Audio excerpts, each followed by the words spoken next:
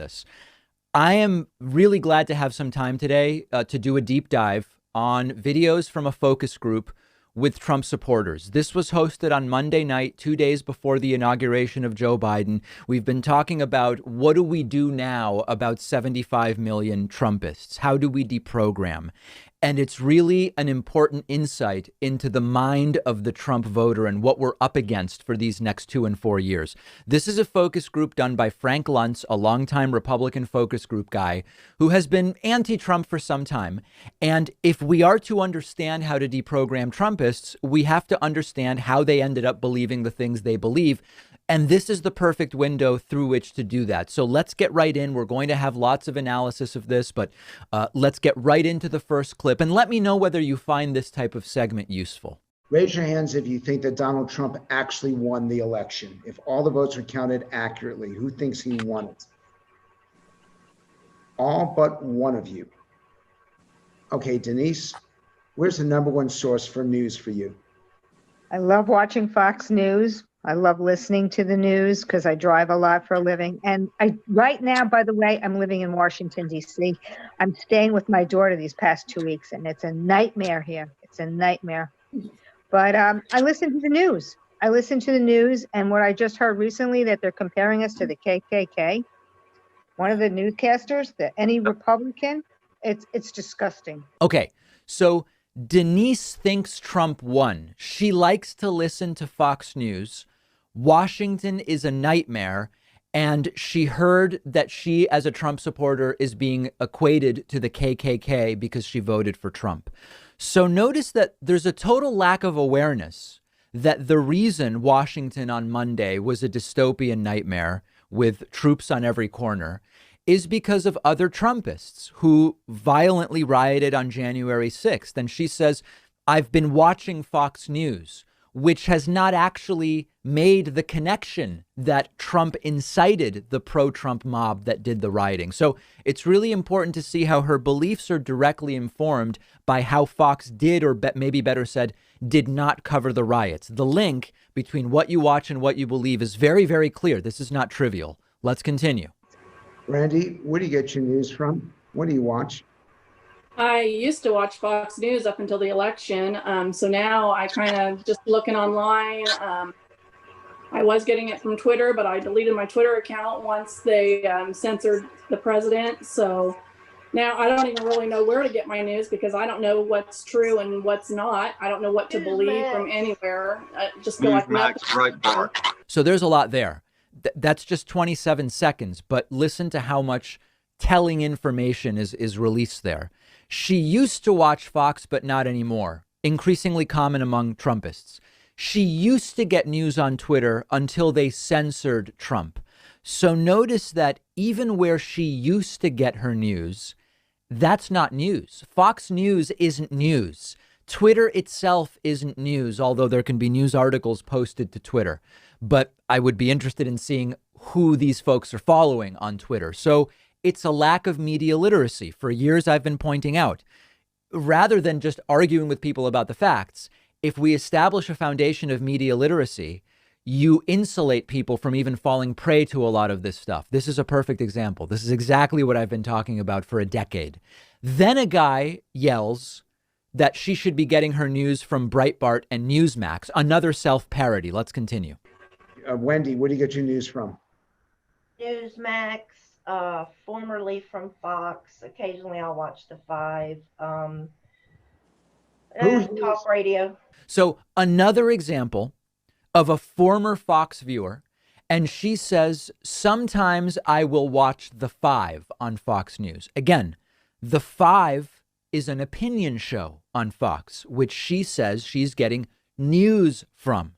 This is a case study in everything I've been saying about media literacy for the last decade on the show. Now, Frank Luntz asks why so many of them have stopped watching Fox News. Take a listen. Who here has stopped watching Fox since the election? Half and half. Charles, why did you stop watching Fox? I stopped watching Fox a couple of years back. I just saw them sliding further and further and further to the left, and I have CNN for that. I have MSNBC for that. I don't need Fox to go to the left. So I get it. My news from Breitbart, Newsmax. Meredith, why'd you stop watching Fox? Oh, me, I didn't so much. And when you say news, I know where I get my opinions, but news, unless I see it with my own eyes anymore, I don't believe anything. It's pretty terrible, actually. Well, I don't know. How do you know the election was stolen if you don't believe anything? I don't know it was stolen. I know that when somebody wins an election at 4 a.m. and people stop voting, that's just not how we do things. Fox is two left for the first guy. He went to Breitbart and Newsmax. Meredith doesn't believe anything anymore. That's an example of when skepticism goes too far. Healthy skepticism is good. Unquenchable skepticism leads to you believing nothing, and it's completely unproductive. So this is really instructive because our beliefs about these people, they might seem like satirical caricatures, but it's literally what they're saying and what they believe. Now, if you think that this is useful, I do want to hear from you. If you think these to me, this is endlessly instructive, and I hope it is for the audience. So now Frank Luntz gets into beliefs about a so-called stolen election. And now the focus group participants start getting more agitated. That's all we ever wanted was an That's all we asked investigation. for. We were told to Let us move vote. along. Nothing happening here. That's Just right. keep moving. Don't look. Don't ask questions. Yeah, Mhm. it's absolutely And we absurd. look and we ask questions when we see a guy who campaigned from his damn basement, who had 12 people show up at his rallies, gets 80 million votes. Come on. Yeah, it doesn't Right. make sense. So Just I'm a business investigate, analyst just- and I look at numbers all day. And I when I went to bed at night, Pennsylvania had we were up, and then when I woke up, 900,000 votes all of a sudden went to Biden, and he won by what, like 3% in Pennsylvania. It doesn't make sense. Like if you look at the numbers, they don't make sense. And so then I listened to the hearings, all the hearings. I listened to all single people talking about it. Something happened. Congress is not doing their due diligence to investigate this. They I don't know if want to it's because they- investigate it. Right, because it'll take don't want to. forever. It'll take Let's see it. forever. No, But it'll It take their doesn't have power. to take forever. It'll Well- take their power. I don't want to see Exactly. it. And then Like when they Fox? played a game like they were going to do something, they weren't going to do anything. It's like for the next election. We can come to only one conclusion from listening to that. And unfortunately, it's that the country is in real, true, deep, serious trouble, like really, really deep. Remember, talking about hearings, those were legally irrelevant hearings where no one was under oath. None of their claims were verified, period. And that's why she thinks it was rigged. And it keeps going, and they start getting each other more and more wound up. But we got to live with the results of this one that was stolen. Right. Right. Why should we vote? Tell me why. Thank you.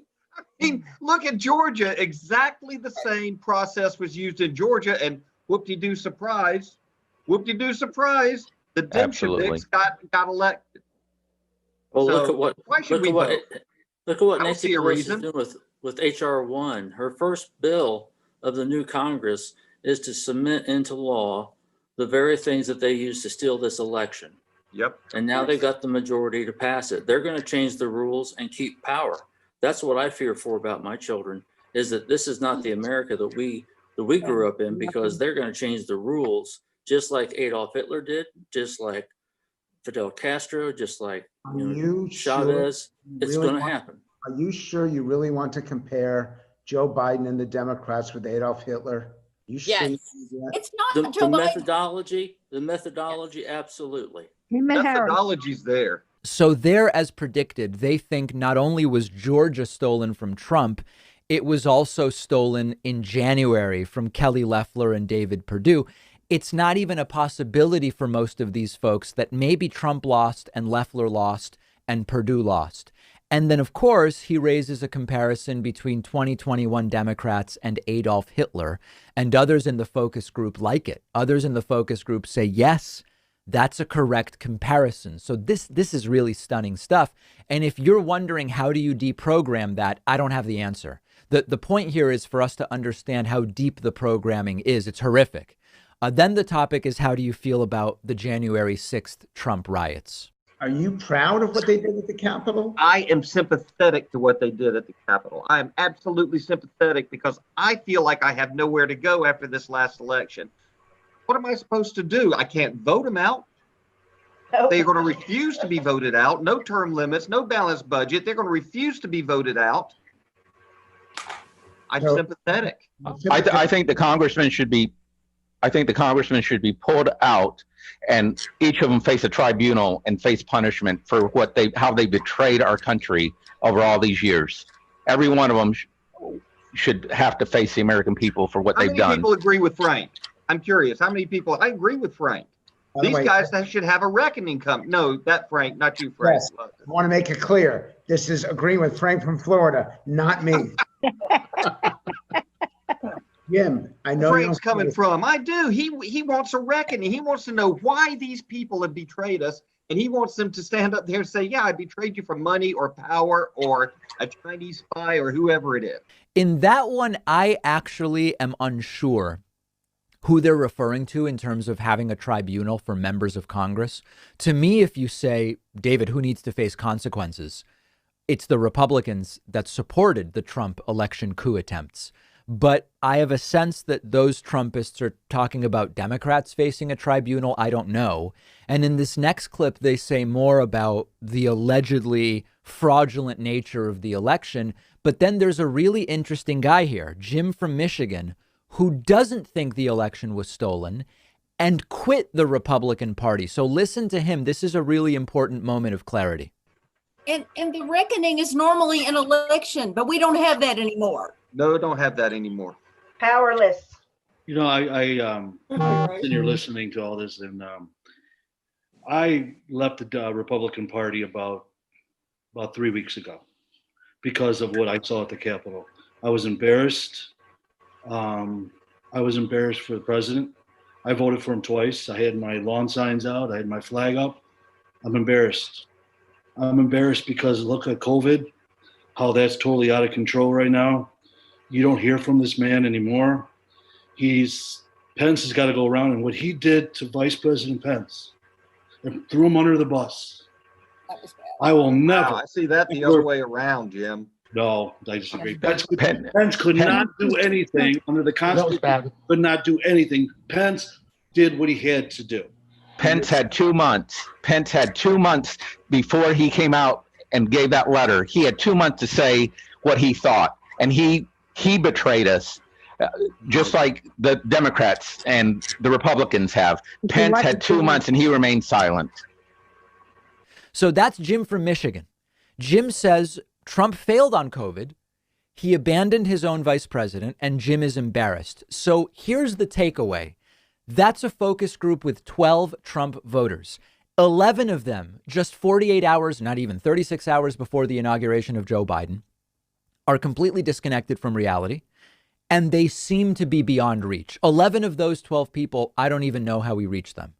One of the 12, Jim from Michigan, actually saw what happened and saw things for what they are and said, I can't be a part of this. This is wrong. And he sort of seems to have deprogrammed himself. That's really rare. And the fact that 1 out of 12 people did that is very important. That may be the proportion that we're working with in terms of what portion of these people can reasonably be deprogrammed. And as you can imagine, 1 out of 12 is not enough. It's not enough to fix the problems that we have in this country. It's not a great percentage. So hopefully, this is really good work, actually, by Frank Luntz. Hopefully, this helps us to understand the issue. And the more we understand it, the more of a shot we have at fixing it. And we'll be talking more in the coming weeks about how it can maybe be fixed. But as you can see, that's an uphill battle. That's a real uphill battle. We'll have more on this on our Instagram page at David Pakman Show on Instagram. While you're there, follow me on Instagram at david.pakman. I'm